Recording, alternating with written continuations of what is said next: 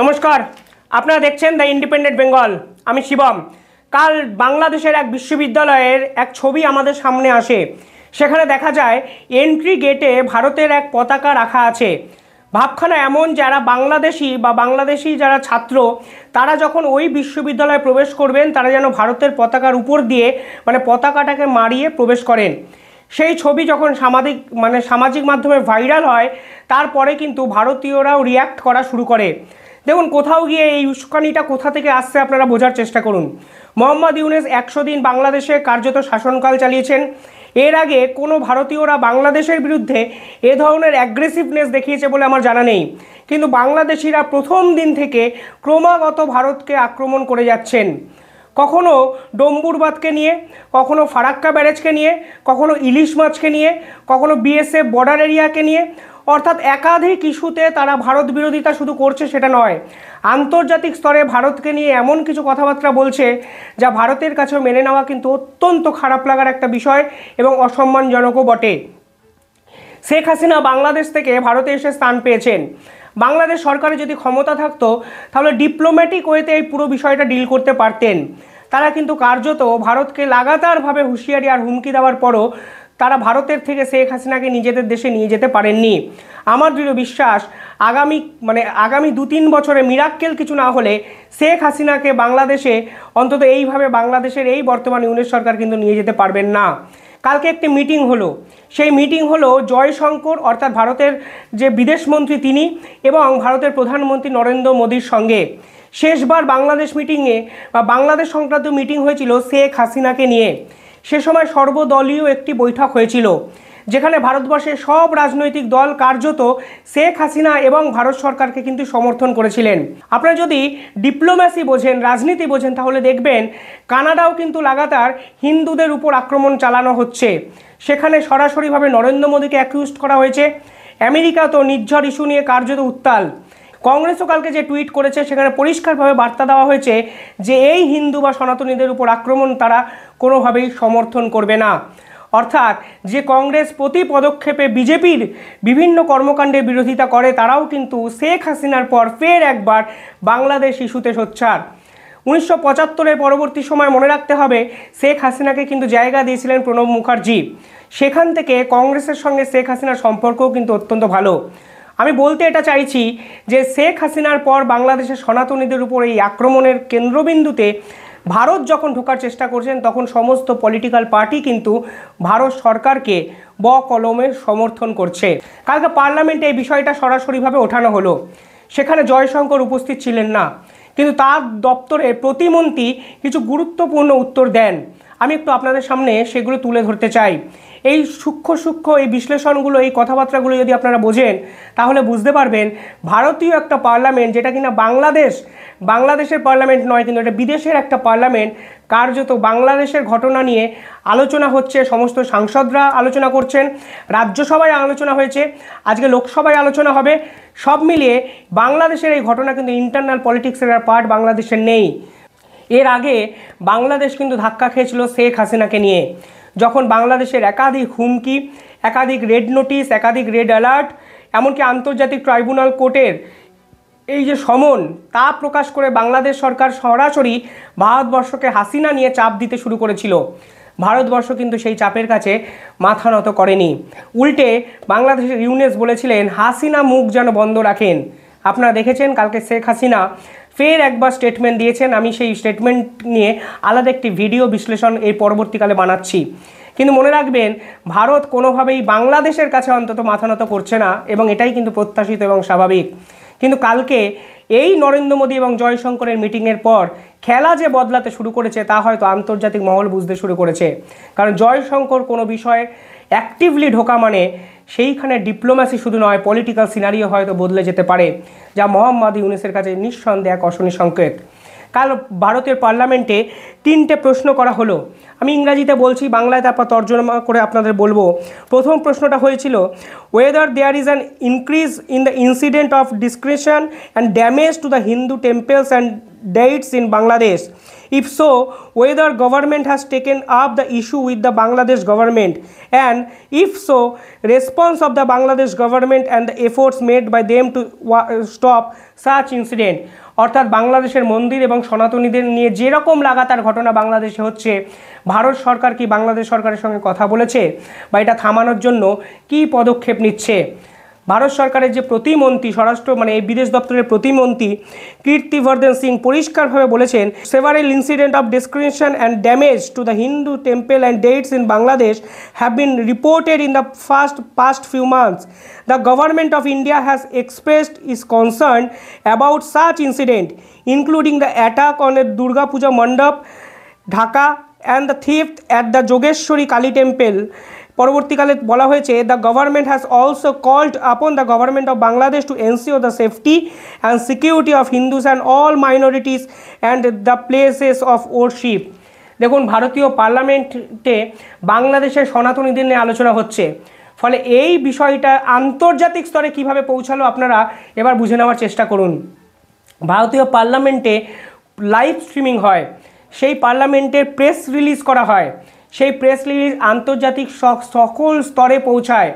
কারণ ভারতবর্ষ বর্তমানে কিন্তু G20 সদস্য, ভারতবর্ষ বর্তমানে ব্রিক্সের সদস্য, ভারতবর্ষ বর্তমানে সার্কের অন্যতম গুরুত্বপূর্ণ এক সদস্য, ভারতবর্ষ সর্বপ্রথম বা এই বর্তমান সময় আসিয়ানের সদস্য। ফলে পার্টিকুলারলি এত সব জটিল এবং প্রভাবশালী সংগঠনের সদস্য হওয়ার ফলে ভারতবর্ষ যখন কোনো দেশের বিদেশ নীতি নিয়ে প্রশ্ন তোলে, কোনো অন্য দেশের ইন্টারনাল অ্যাফেয়ার্স নিয়ে এইভাবে সরাসরি প্রশ্ন তোলে, তখন ম্যাটারটা কিন্তু আর সেই দেশের পার্টিকুলারলি সেই দেশের ইন্টারনাল পলিটিক্সের অংশ হয় না। আর এটাই রাজনীতি। পার্লামেন্টে কোনো একটা বিষয়কে উত্থাপন করা মানে ভারতবর্ষ অফিসিয়ালি সমস্ত পার্টির কিন্তু অনুমোদন লাভটা করে ফেললো। আর এর ফলে, এবং সরকারি তথ্য এটা, ফলে পার্লামেন্টে আলোচনা হওয়া মানে কার্যত সমস্ত পার্টি এবং সমস্ত দলের প্রতিনিধি কার্যত কিন্তু এই বিষয়টাকে সমর্থন জানালেন। এবং যখন তিনি বক্তৃতা দিচ্ছিলেন কেউ কোনো বিরোধ করেনি, উল্টে বিভিন্ন সময় বিভিন্ন টিভি মিডিয়া এরা বলছেন মোদী সরকার যেন গুরুত্বপূর্ণ ভূমিকা পালন করে, অ্যাকশান নেয়। সনাতনীদের উপর এই ধরনের অত্যাচার বিশ্বে অন্যতম মানবাধিকার লঙ্ঘনের সামিল। হিন্দু, মুসলমান, শিখ, খ্রিস্টান এই সকল বাইরে বেরিয়েও that is a matter of humanity also, যেটা নিয়ে কালকে বাংলাদেশের মানবাধিকার কমিশনও কংগ্রেসও সরাসরিভাবে প্রেস স্টেটমেন্ট জারি করেছেন। অর্থাৎ মানবাধিকারের প্রশ্নে ভারত সরকার যে চুপ করে থাকবে না তা কিন্তু বলাই যায়। ভারতবর্ষের পলিসি ছিল নেইবার ফার্স্ট। $700 মিলিয়ন ভারতবর্ষ কিন্তু কার্যত প্রতিবেশীদের জন্য বরাদ্দ করেছিল বাজেটে, যার ম্যাক্সিমামটা কিন্তু বাংলাদেশের সঙ্গে বিভিন্ন চুক্তি দ্বারা কিন্তু আবদ্ধ। এখানে 5টা সম্ভাবনা উঠে আসছে আমার মতে, আমি সেগুলো এক এক করে আপনাদের বলছি। কিন্তু তার আগে পার্লামেন্টে এই ধরনের ডিসকাশনের পর মোদি এবং জয়শঙ্করের মিটিং নিঃসন্দেহে বাংলাদেশের রাজনীতি সম্পূর্ণভাবে বদলে দিতে পারে বলে আমার মনে হয়। আন্তর্জাতিক স্তরে বাংলাদেশ কিন্তু ক্রমেই কোণঠাসা হয়ে যাচ্ছে।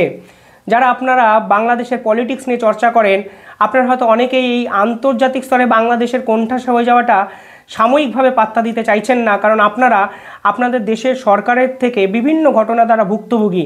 আমি এই বিষয়টা বুঝি, কিন্তু বিশ্বাস করুন ডিপ্লোম্যাসিতে ইন্টারন্যাশনাল রিলেশনের একটা আলাদা গুরুত্ব আছে। আর ইন্টারন্যাশনাল রিলেশনশিপ জোরদার হয়েছে বলেই ভারতের ফরেক্স রিজার্ভ বেড়েছে, বৈদেশিক মুদ্রা সঞ্চয় বেড়েছে। আজকে আমেরিকাকে কিন্তু গুরুত্ব দেয় দুটো কারণে। 1 নম্বর, তাদের সামরিক শক্তি অন্যতম শক্তিশালী, এবং আমেরিকার অর্থনীতি যা কিন্তু আমেরিকার বিদেশ নীতির সঙ্গে ইন্টার রিলেটেড। অর্থাৎ কোনো দেশের বিদেশ নীতি সেই দেশের ভবিষ্যৎকে নির্ধারণ করে, যেটা আমি মনে প্রাণে বিশ্বাস করি। আর সেখানে বাংলাদেশের সঙ্গে কালকে ইউরোপীয় ইউনিয়ন ব্যবসা বাণিজ্য বন্ধ করে দিয়েছে, এবং তারা কার্যত একটা ছোট্ট একটা দেশ ভিয়েতনামকে বেছে নিয়েছে। বাংলাদেশের ব্যবসা বাণিজ্যের 1000 কোটি টাকার অর্ডার ভারতে চলে এসেছে 7 দিনে। একের পর এক ক্রিসমাস এবং নিউ ইয়ারের ওয়েস্টার্ন কান্ট্রি থেকে যেসব অর্ডার আসে তা মালদ্বীপসে গেছে, তা মালয়েশিয়ায় গেছে, তা ভারতে গেছে। ফলে মোহাম্মদ ইউনূসের এই বিদেশ নীতি এবং পররাষ্ট্রনীতি কার্যত যে ফেল করলো তা কিন্তু বোঝাই যায়। আর ইন্টারনাল ট্রেডের যদি প্রশ্ন আসে, তাহলে বাংলাদেশের আইন শৃঙ্খলার যে অবস্থা তা বর্তমানে অন্তর্বর্তীকালীন ব্যবসা বাণিজ্যের কী অবস্থা করেছে তা আমি বলিনি, IMF-এর রিপোর্ট বলেছে। এবার আপনারা যারা ভিডিও দেখছেন তারা বলতে পারেন IMF-এর রিপোর্ট আপনারা মানেন না, কিন্তু কিন্তু বিশ্বাস করুন, আপনারা মানুন আর না মানুন, আন্তর্জাতিক স্তরে IMF যা বলে অর্থনীতিকে কেন্দ্র করে তাই কিন্তু শেষ কথা। কিছুদিন আগে পাকিস্তানকে বলেছিল আইএমএফ বলেছিল যে তোমরা সরকারি খরচ কমাও। পাকিস্তান 1.5 লক্ষ কর্মচারীকে ছাঁটাই করতে বাধ্য হয়েছিল। আর IMF-এর থেকে বাংলাদেশের যে পরিমাণ ঋণ নেওয়া আছে, তাতে IMF যদি করা স্টেটমেন্ট আবার একবার জারি করে, তা কিন্তু সরকারের পতনকে কার্যত এস্টাবলিশ করে। এবার বলি, মোদি এবং জয়শঙ্করের এই মিটিংয়ের পর কোন 5টা সম্ভাবনা উঠে আসতে পারে। আমি একদম ছোট করে আপনাদের সামনে একটু বলার চেষ্টা করছি। প্রথমত যেটা হতে পারে যে ভারত সরকার সরাসরি সনাতনী ইস্যুতে বাংলাদেশের এই পুরো পলিটিক্যাল সিনারিওতে ইন্টারফেয়ার করতে পারে এবং ভারত সরকার বলতে পারে আমরা এর আগে কখনো ইন্টারনাল পলিটিক্সে তোমাদের ঢুকিনি, এই প্রথম ঢুকছি, কারণ এই পার্টিকুলার ইস্যুটা এক্সটার্নাল পলিটিক্সের পার্ট হয়েছে, আন্তর্জাতিক মহল এটা নিয়ে স্টেটমেন্ট দিচ্ছে এবং তোমরা দিনের পর দিন যেরকম সংখ্যালঘুদের অত্যাচার করছো, আমাদের উপর চাপ বাড়ছে, অনুপ্রবেশ বাড়ছে, তোমার দেশ থেকে সনাতনী সংখ্যালঘু যারা হিন্দু ধর্মাবলম্বী মানুষ আছেন তারা ভারতে চলে আসার চেষ্টা করছে, যা ভারত সরকার কেন মানবে। কিছুদিন আগে ঝাড়খণ্ড উপনির্বাচনকে বা ঝাড়খণ্ড নির্বাচনকে কেন্দ্র করে কার্যত ঝড় উঠেছিল এই ভারতবর্ষে। সেই অনুপ্রবেশ ইস্যু যদি ভারত বাড়ে, তা কিন্তু ভারতের কাছে অস্বস্তিদায়ক। ফলে এই পুরো পার্টিকুলার ইস্যুটা কিন্তু ভারত সরকার একদম নিজেদের মতো করে ডিল করতে পারে বাংলাদেশের সঙ্গে, যেখানে বাংলাদেশ গভর্নমেন্টের ডিপ্লোম্যাসি কমপ্লিটলিভাবে চাপে পড়বে বলে আমার মনে হয়। সেকেন্ড যেটা হতে পারে সেটা হলো আন্তর্জাতিক জোট। আন্তর্জাতিক জোট কিন্তু ভারতবর্ষ সহজেই গড়ে তুলতে পারে। ভারতবর্ষ যে সকল সংগঠনের সঙ্গে জড়িত আছে, যেমন ধরুন ব্রিক্সে ভারতের সঙ্গে কারা কারা আছে, রাশিয়া আছে, চীন আছে, ব্রাজিল আছে, সাউথ আফ্রিকা আছে। ফলে এই সকল দেশের সঙ্গে যদি ভারতবর্ষ জোট করে, স্পেশালি রাশিয়া এবং চীন, যাদের উপর বাংলাদেশের ডিপ্লোম্যাসি ডিপেন্ডেন্ট, বাংলাদেশের ব্যবসা বাণিজ্য ডিপেন্ডেন্ট, সেখানে বাংলাদেশ সরকার কার্যত ফেল করবে। G20-তে ভারতবর্ষ এই পার্টিকুলারলি এই G20 সম্মেলনে গিয়ে এই দেশগুলোকে নিজের সঙ্গে নিয়ে আসতে পারে। ফলে একাধিক প্রভাবশালী দেশ ইনক্লুডিং আমেরিকা যদি ভারতের সঙ্গে এই ইস্যুতে জোটবন্ধন করে, তাহলে বাংলাদেশ সরকারের পাশে কিন্তু কার্যত কেউ থাকবে না। ইউরোপীয় ইউনিয়নও কার্যত ভারতের সঙ্গে আছে, ফ্রান্স আছে, একাধিক দেশ আছে, আফ্রিকান কান্ট্রি আছে। ফলে মোহাম্মদ ইউনূস কিন্তু নিজের পায়ে নিজেই কুড়ুলটা মারছেন বলে আমার মনে হয়। পাশাপাশি ভারতবর্ষ ভিসা সম্পূর্ণভাবে বন্ধ করে দিতে পারে। এতদিন ধরে ভারতবর্ষ এমার্জেন্সি ভিসা এবং চিকিৎসা ভিসা রেখেছিল, সেই ভিসা সম্পূর্ণভাবে বন্ধ করে দিতে পারে। ফলে প্রবল চাপের মুখে পড়তে পারেন মোহাম্মদ ইউনূস। কিছুদিন আগে যারা আহত হয়েছিলেন তারা সরাসরি মোহাম্মদ ইউনূসের বিরুদ্ধে স্লোগান দিয়ে বলেছিলেন আমাদের চিকিৎসার ব্যবস্থা করা হোক। এবার যদি ভিসা সম্পূর্ণভাবে ভারতবর্ষ বন্ধ করে দেয়, তাহলে ভারতবর্ষে আর বাংলাদেশিরা চিকিৎসা করাতে আসতে পারবেন না। ফলে এই যে মেডিকেল সিস্টেম, এই যে মেডিকেল প্রসিডিং সম্পূর্ণভাবে কিন্তু ব্যাঘাত হতে পারে, যা মোহাম্মদ ইউনূসের জন্য অত্যন্ত অশনি সংকেত। পাশাপাশি ভারতবর্ষ ট্রেড পারমিট বাতিল করে দিতে পারে সম্পূর্ণভাবে। অর্থাৎ এই যে ব্যবসা বাণিজ্য, internal trade, external trade, Petrapole বন্দর সম্পূর্ণভাবে অনির্দিষ্টকালের জন্য বন্ধ করে দিতে পারে, যার ফলে বাংলাদেশের ইকোনমিক্যাল ক্রাইসিস একদম ঝড়ের গতিতে আসতে পারে। মানি এক্সচেঞ্জ বিজনেস তা কিন্তু ধসে পড়তে পারে। ফলে এই যদি এই ট্রেড পারমিট বন্ধ করে, তাহলে ভারতবর্ষে কিন্তু আর বাংলাদেশকে আলু, পেঁয়াজ, ডিম, দুধ পাঠাতে বাধ্য নয়। ফলে সেখানে মোহাম্মদ ইউনূস কীভাবে সামাল দেবেন সেই প্রশ্ন কিন্তু তাকে ভাবতে হবে। পাশাপাশি ইলেকট্রিসিটি ইস্যুতে বড় সিদ্ধান্ত নিতে পারে। দুটো জিনিস হতে পারে, একটি হলো আদানি পাওয়ার, যারা অলরেডি এই বিদ্যুৎ কমিয়ে দিয়েছে, সে আদানি পাওয়ার স্বতন্ত্র সংস্থা, সেটা যদি ভারতবর্ষ নিয়ন্ত্রণ নাও করে, ত্রিপুরা থেকে আর বিদ্যুৎ কোনোদিন বাংলাদেশে যাবে না। ফলে এই যে কুমিল্লার মতো জায়গা অন্ধকারে ডুবতে পারে। পাশাপাশি নেপাল থেকে যে বিদ্যুৎ বাংলাদেশে বর্তমানে যায়, তা কিন্তু ভারতের গ্রিডকে কাজে লাগিয়ে যায়। ভারতই স্পেশালি শেখ হাসিনাকে সাহায্য করেছিলেন সে বিষয়ে। ফলে এই বিদ্যুৎ যদি ভারতবর্ষে পাঠানো বন্ধ করে দেয়, তাহলে ভারতবর্ষ শুধু নয়, আন্তর্জাতিক মহলও কিন্তু বাংলাদেশের থেকে মুখ ঘুরিয়ে নেবে, কারণ ব্যবসা বাণিজ্য সম্পূর্ণভাবে কিন্তু ডিপেন্ড করছে এই বিদ্যুতের উপর। এইটা কিন্তু নিঃসন্দেহে বাংলাদেশকে ভাবতে হবে। পাশাপাশি সর্বশেষ যেটা হওয়ার সম্ভাবনা বর্তমানে নেই বললেই চলে, ভারতীয় আর্মি কিন্তু অ্যাক্টিভ হতে পারে।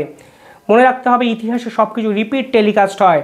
1971-এর রিপিট টেলিকাস্ট যদি বর্তমানে বাংলাদেশে হয়, যেভাবে সনাতনী সংখ্যালঘুদের মানবাধিকার লঙ্ঘন হয়েছে বলে আমার মনে হয়, সেখানে ভারতবর্ষ যদি সব থেকে কঠিন আগ্রাসী স্টেপটা নেয়, তাহলে কিন্তু বাংলাদেশের এই মোহাম্মদ ইউনূস সরকারের পতন অসম্ভবব্যাপী।